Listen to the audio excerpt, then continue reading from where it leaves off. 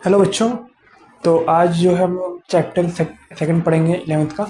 उसका नाम है motion in a straight line. ठीक है। तो देखो बच्चों, मोशन क्या होता है। पहले मोशन क्या होता है, if anybody change its position with respect to time then it is called to be in motion. Okay, मैं लिखवा देता हूँ। मोशन, ये बच्चों काइनेमेटिक्स का पार्ट पढ़ रहे हैं। काइनेमेटिक्स मतलब होता है कि study of motion without its cause. Okay, यानी हम मोशन का स्टडी कर रहे हैं लेकिन उसके कॉज का हम लोग स्टडी नहीं कर रहे हैं। तो यहाँ पे क्या हो जाएगा, मोशन क्या होता है, if any body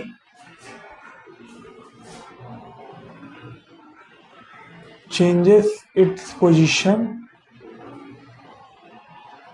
with time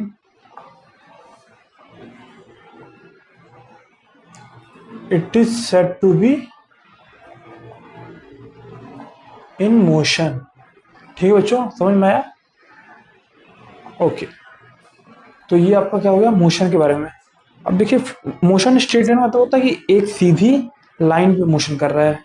यानी अगर एक्स डायरेक्शन मूव कर रहा है तो उसी डायरेक्शन मूव करा जा रहा है, वाई में कर रहा है तो उसी में वाई में मूव कर रहा है, जेड में कर रहा है तो जेड में कर रहा है। ठीक है, एक्स में ऐसे अगर कर रहा है तो कर रहा है, वाई में ऐसे और जेड में ऐसे। ठीक है, एक ही डायरेक्शन में मूव कर रहा है, तीनों डायरेक्शन में नहीं, एक डायरेक्शन में मूव कर रहा है बॉडी। ठीक है बच्चों, तो इसमें कुछ टर्म्स है जो हमको आना चाहिए। जैसे पोजीशन वेक्टर क्या होता है, देखो मैं आपको बताता हूँ पोजीशन वेक्टर क्या होता है। बेटा देखो, कोई भी किसी पॉइंट पे कोई आदमी खड़ा है तो हमें कुछ रिस्पेक्ट में उसको देखना पड़ेगा ना कि कहाँ से किस डिस्टेंस से कितना है। तो हमको एक कार्टेशियन सिस्टम बनाना पड़ता है जिसमें क्या लिखते हैं हम लोग, आपने मैथ्स में पढ़ा होगा कि ये क्या होता है, एक्स एक्सिस, ये वाई एक्सिस होता है। ठीक है, और ये ओरिजिन होता है 0,0। अगर 2D की बात कर रहा हूँ मैं तब की बात है, 2D में एक्स और वाई होते हैं कोऑर्डिनेट्स। ठीक है, तो अगर कोई बंदा पोजीशन है और मान लो ये क्या है x1, y1। ठीक है, ठीक है बच्चों, समझ में आया। तो उसका पोजीशन क्या होगा with respect to origin. Origin को हम लोग क्या मान लेते हैं भाई, ओरिजिन को हम लोग मान लेते हैं कि एक मतलब ऐसा सोर्स है जहाँ से हम नाप सकते हैं वैल्यूज किसके, पोजीशन का। यानी रेफरेंस पॉइंट यहाँ क्या है, ओरिजिन है। तो इसका जो पोजीशन वेक्टर आएगा वो क्या आएगा, position vector of A. Position vector of A क्या आ जाएगा बच्चा, देखो इस वाले से इस वाले को माइनस करके आएगा, यानी कि ए पॉइंट का 0 पॉइंट से माइनस करके कोऑर्डिनेट जो आ रहा है वही क्या देगा उसका पोजीशन वेक्टर। तो क्या आ जाएगा बताइए, x1 माइनस 0, आई कैप लगा दो यहाँ पे वेक्टर दिखाना है तो, और y1 माइनस 0 जे कैप। ठीक है, तो क्या आ गया बच्चों वो position of A, x1 I cap plus y1 J cap. हम मैं भी समझ में आया और मैं आशा करता हूँ कि आप लोगों को भी समझ में आया होगा ये पार्ट। ठीक है बच्चों, तो ये क्या था, position vector of any point with respect to origin या with respect to any reference point. ठीक है बच्चों, ओके। अब हमको बात करनी है कि डिस्प्लेसमेंट क्या होता है। डिस्प्लेसमेंट भी एक टर्म आता है आपके सिलेबस में, तो आखिर ये डिस्प्लेसमेंट है क्या बच्चों। अच्छा, पोजीशन वेक्टर को आर वेक्टर से भी दिखाते हैं। ठीक है, तो मैं आर वेक्टर लिखूंगा तो क्या हो जाएगा, पोजीशन वेक्टर हो जाएगा। मान लीजिए कोई पॉइंट है आपके यहाँ, ठीक है, ए पॉइंट है कोई, यहाँ पे इनिशियली आपका कोई आदमी खड़ा था या कोई चीज था, फिर मान लीजिए उसका यहाँ पोजीशन हटके यहाँ पे आ गया कुछ देर बाद बी पोजीशन पे। ठीक है बच्चों, यानी कि ए से बी चला है वो, समझ में आपको, ए से बी चला है वो। तो इसका पोजीशन वेक्टर क्या होगा, यहाँ से यहाँ तक मान लो आर ए, और इसका क्या हो जाएगा आर बी।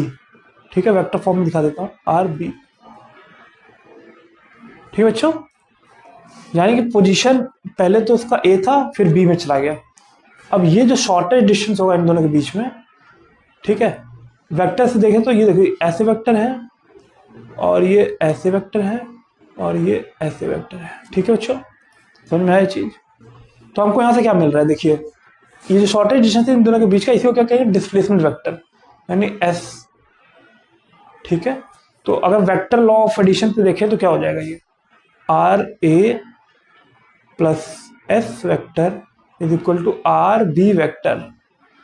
ठीक है बच्चों, यानी एस वेक्टर क्या आया हमारा, एस वेक्टर आया, डिस्प्लेसमेंट वेक्टर आया हमारा R B minus R A. बहुत इंपॉर्टेंट रिजल्ट है बच्चों। जो दो पोजीशन वेक्टर है बी और ए के, final position vector minus initial position vector हमको क्या दे रहा है, डिस्प्लेसमेंट, जो कि क्या होता है, shortest distance between two points, है ना। इन दोनों के बीच का शॉर्टेस्ट डिस्टेंस तो ये होगा ना, है ना, ठीक है। अब ये था डिस्प्लेसमेंट आपका, दिस इज डिस्प्लेसमेंट वेक्टर। बच्चों आई होप कि ये चीज़ें आपको समझ में आई होंगी, ठीक है। अब मैं इसके बाद आपको बताऊंगा कि वेलोसिटी क्या होता है और डिस्टेंस को भी बताऊंगा कि डिस्टेंस क्या होता है। अच्छा, मान लीजिए ये इस पाथ में चला गया होता है, डिस्प्लेसमेंट आपको मैं बता ही देता हूँ। मान लीजिए ऐसे चला गया होता है, ये डिस्प्लेसमेंट था, मैं डिस्टेंस बता दे रहा हूँ। तो ये क्या हो जाता है आपका, ये पूरा पाथ लेंथ जो है पूरा सा, इसको क्या बोलते हैं आप, डिस्टेंस। ओके, यानी डिस्टेंस क्या होता है, total path length. Shortest path length क्या होता है, डिस्प्लेसमेंट, और डिस्टेंस क्या होता है, total path length between two points. Okay, I hope कि ये चीज़ें समझ में आई होंगी बच्चों। अब मैं इसको रब कर रहा हूँ, दूसरी चीज़ें बताऊंगा आपको।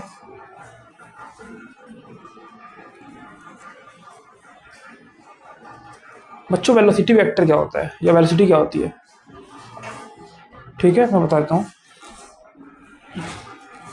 देखिए वेलोसिटी वेक्टर, वेलोसिटी, बस वेलोसिटी लिख देता हूँ। देखिए जो भी आपका चेंज इन डिस्प्लेसमेंट था उसको विद रिस्पेक्ट टू टाइम ले लूंगा तो क्या आ जाएगा, वेलोसिटी। यानी वी वेक्टर क्या होता है आपका, D S by D T, ठीक है। ये इंस्टेंटेनियस वेलोसिटी है, मतलब एक पॉइंट की वेलोसिटी है। तो वेलोसिटी क्या आया हमारा, change in displacement upon change in time, ठीक है बच्चों।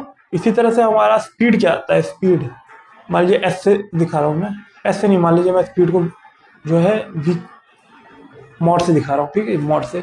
तो स्पीड का वैल्यू क्या होता है, D x by D T, जहाँ एक्स क्या है आपका डिस्टेंस और यहाँ पे एस क्या है आपका डिस्प्लेसमेंट। थोड़ा ध्यान दीजिए, ये डिस्प्लेसमेंट है और ये डिस्टेंस है, ठीक है बच्चों। यानी स्पीड का मतलब होता है मैग्नीट्यूड ऑफ एनी वेलोसिटी, या फिर बोल सकते हो आपकी total distance upon total time.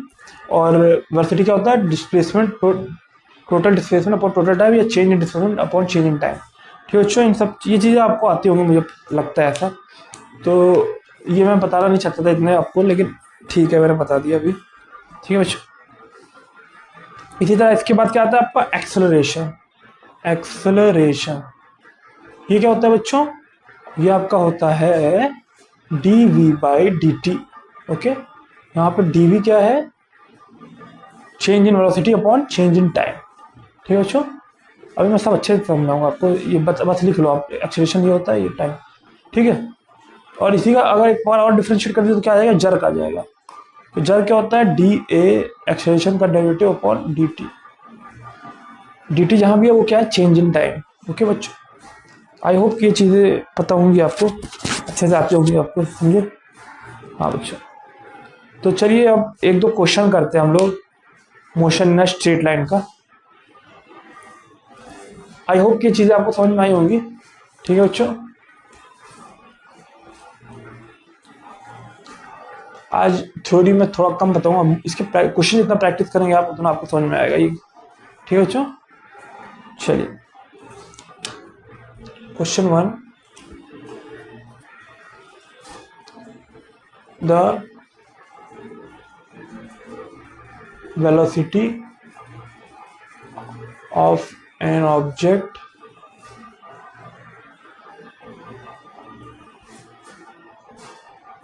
the position of an object is given as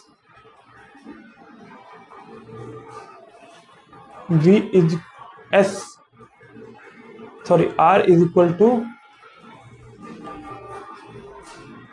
t square minus 3t, ठीक है बच्चों। Find the average velocity in 3 seconds. देखिए बच्चों ये क्वेश्चन अच्छा है, ठीक है। ये एवरेज वेलोसिटी मैंने आपको बताया नहीं अभी, लेकिन एवरेज वेलोसिटी मतलब होता है कि एक टोटल डिस्टेंस जितना टोटल डिस्प्लेसमेंट कवर किया है अपॉन टोटल टाइम टेकन होता है, ठीक है। यानी कि एक बड़े मार्जिन के लिए हम लोग क्या लेते हैं, बड़ी वैल्यूज के लिए क्या लेते हैं, पूरे किसी किसी पाथ लेंथ के लिए उसके लिए हम क्या लेते हैं, वेलोसिटी ये ले लेते हैं हम लोग, एवरेज वेलोसिटी। और इसी तरह एवरेज स्पीड हो जाएगी। तो अगर छोटे एक पॉइंट का देखना है तो इंस्टेंटेनियस, और अगर पूरे पाथ का देखना है तो हम लोग क्या लेते हैं, एवरेज। ठीक है, तो बच्चों देखो यहाँ पे देखो पोजीशन क्या दिया हुआ है, r is equal to T square minus 3t। तो ये स्ट्रेट लाइन में मूव कर रहा है बताया इसमें। ठीक है, मैं लिख देता हूँ, position of an object moving in a straight line, moving in a straight line. बच्चों यहाँ देखो, मैं अगर तुरंत ऐसे निकाल लूँ कि find the average velocity in 3 second में, तो अगर मैं 3 सेकंड डाल के निकालूँ तो गलत भी आ सकता है, क्योंकि देखना पड़ेगा कहीं वेलोसिटी इसकी जीरो तो नहीं हुई है। इसका डिफरेंशिएट करो तो D R by D T क्या आ जाएगा आपका, 2t माइनस 3। यानी क्या ये 3 सेकंड से पहले कहीं वेलोसिटी जीरो हो रही है क्या, देख लो। हाँ बिल्कुल हो रही है, ये देखो t बराबर 3/2, ये आपका वेलोसिटी था और मैंने इसको जीरो के इक्वल रखा, तो t बराबर 3/2 पे जो है वेलोसिटी जीरो हो रही है यहाँ पे। यानी कि ये पार्टिकल कैसे मूव कर रहा होगा, ऐसे मान लीजिए ऐसे है, तो ये ऐसे गया होगा, पीछे गया है पहले, फिर वही डिस्टेंस कवर करके यहाँ तक आया है। यानी 3/2 डिस्टेंस इसने ऐसे कवर किया है और 3/2 ऐसे कवर किया है। ठीक है, एक पॉइंट से 3/2 इधर गया है, मतलब 3/2 सेकंड के लिए, 3/2 सेकंड के लिए इधर गया है, फिर 3/2 सेकंड के लिए इधर गया है। यानी दोनों डिस्टेंस इक्वली होंगी ये दोनों, यानी कितनी होंगी वो देखना पड़ेगा मुझे। ठीक है, तो क्योंकि एवरेज वेलोसिटी पूछा है यहाँ पे, या एवरेज स्पीड कर लो यहाँ पे, एवरेज स्पीड पूछा है ना, तो एवरेज स्पीड पूछा तो मुझे total path length upon total time taken देखना होगा। ठीक है, अच्छा भाई, तो देखते हैं कि टाइम 3/2 पे कितना आर था इसका। तो टाइम 3/2 पे क्या आ जाएगा, 9/4 माइनस 3 इंटू 3/2 है ना, 3/2। तो कितना आ रहा है बच्चों, 9/4 माइनस 9/2 कितना आएगा बच्चों, -9/4। यानी इतना -9/4 डिस्टेंस गया है, इतना पहले -9/4 गया पीछे, फिर उतना डिस्टेंस -9/4 आगे आया है। तो टोटल डिस्टेंस कितना हो जाएगा बच्चों, 9/4 plus 9/4 is equal to 9/2। 9/2 distance है और टाइम 3 सेकेंड है। तो एवरेज स्पीड क्या आएगी इसकी, एवरेज स्पीड आ जाएगी 9/2 अपॉन 3। ये कितना आ रहा है बच्चों, 3/2।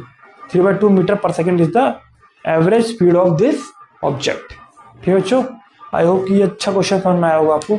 इसमें वेलोसिटी जीरो हुई है तो ऐसे मूव किया होगा पीछे, फिर आगे भी मूव किया होगा। ठीक है, और -9/4 डिस्टेंस यहाँ ट्रेवल किया है, मतलब पीछे गया है, फिर +9/4 इधर गया है। ठीक है, +9/4 इधर गया है। तो आई होप ये क्वेश्चन समझ में आया होगा आप लोग को। ओके, चलिए एक और क्वेश्चन करते हैं।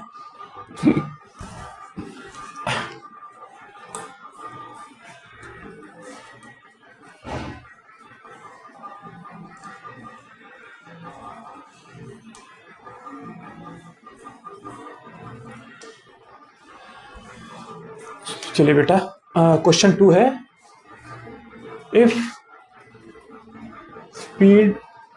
Distance of an object depends on time as x² is equal to AT² plus 2BT plus C। Okay, ऐसे डिपेंड कर रही है, x² AT² plus 2BT plus C, and acceleration of body is depends as A directly proportional to x⁻⁻n। Okay बच्चों, where n is integer, find value of n। ठीक है, n की value बतानी है यहाँ पे। तो बच्चों देखिए, अगर देखा जाए तो ये क्या है आपका, एक बोल रहा है कि distance of an object depends on time, ऐसे डिपेंड कर रहा है। ठीक है, और इसका एक्सेलरेशन जो है डिपेंड कर रहा है x⁻⁻n। तो हमको देखना पड़ेगा कि कैसा रिलेशनशिप है, किस पावर में आ रहा है। ठीक है, तो इसके लिए क्या करेंगे, सबसे पहले कुछ नहीं समझ में आ रहा तो हम लोग कैलकुलस मदद लेंगे। ठीक है, इसको डिफरेंशिएट कर दो दोनों साइड, तो ये क्या हो जाएगा, 2x टाइम के रिस्पेक्ट में कर रहा हूँ डिफरेंशिएट, तो d x by D t आ जाएगा, d x by D T is equal to ये क्या आ जाएगा 2at, ठीक है बच्चों, और प्लस 2b। ये आ गया बच्चों आपका। D x by D T को क्या लिख सकते हो, v लिख सकते हो, ठीक है। तो ये हो जाएगा x इंटू वी, दो कट जाएगा दोनों तरफ से, x इंटू वी क्या आ जाएगा आपका 80 प्लस b, यानी v बराबर क्या आ जाएगा आपका 80 प्लस बी अपॉन एक्स, ठीक है। ये फर्स्ट इक्वेशन है मान लीजिए। अब यही इक्वेशन मैं यहाँ कहाँ लिखूंगा इसको, देखो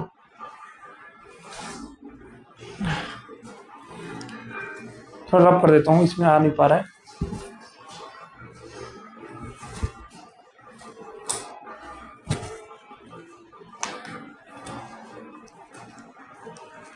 देखो बच्चों, यही इक्वेशन मैं यहाँ लिख देता हूँ। इस इक्वेशन को देखो, इसको पकड़ा है मैंने, ये वाली इक्वेशन देख लीजिए, ये वाली इक्वेशन यहाँ लिख रहा हूँ। तो यानी कि इसको फिर से डिफरेंशिएट करते हैं, differentiate again with respect to time. तो क्या हो जाएगा बच्चों, x D V by D T plus V D x by D T is equal to क्या आ जाएगा, a आ जाएगा, है ना बच्चों। देखिए a आएगा ना यहाँ पे, हाँ बिल्कुल आएगा। तो अब क्या करेंगे, ये क्या चीज़ है आपका, ये एक्सेलरेशन है, यानी x into A plus V into ये क्या है बच्चों, ये वी स्क्वायर हो जाएगा क्योंकि वेलोसिटी ही है। तो ये आपका ए एक्स प्लस वी स्क्वायर बराबर a आ गया है, ठीक है बच्चों, समझ में आया इतना, ओके। तो यहाँ पे मैं ए एक्स को लिख सकता हूँ या a को लिख सकता हूँ a minus V square by X, ठीक है। अब वी स्क्वायर की जगह मैं क्या वैल्यू रखूंगा, ये वाली वैल्यू रख दूंगा, ठीक है, ये वाली वैल्यू रख दूंगा। तो एक वैल्यू क्या जाएगी देखो, अच्छा ये एक्सप्रेशन को बड़ा ए से दिखा देता हूँ वरना आपको कंफ्यूजन हो जाएगी। a बराबर क्या आ गया, a minus V square upon X. तो इसको यहाँ पे वाले को मैं यहाँ सब्स्टिट्यूट करूँगा, जिसका मतलब दिस इम्प्लाइज एक्सेलरेशन की वैल्यू क्या आएगी, a minus 80 plus B by X का होल स्क्वायर आएगा ना, आएगा 80 प्लस बी अपॉन एक्स का होल स्क्वायर। तो ये किसके बराबर आएगा बच्चों, और अपॉन में x भी है आपका।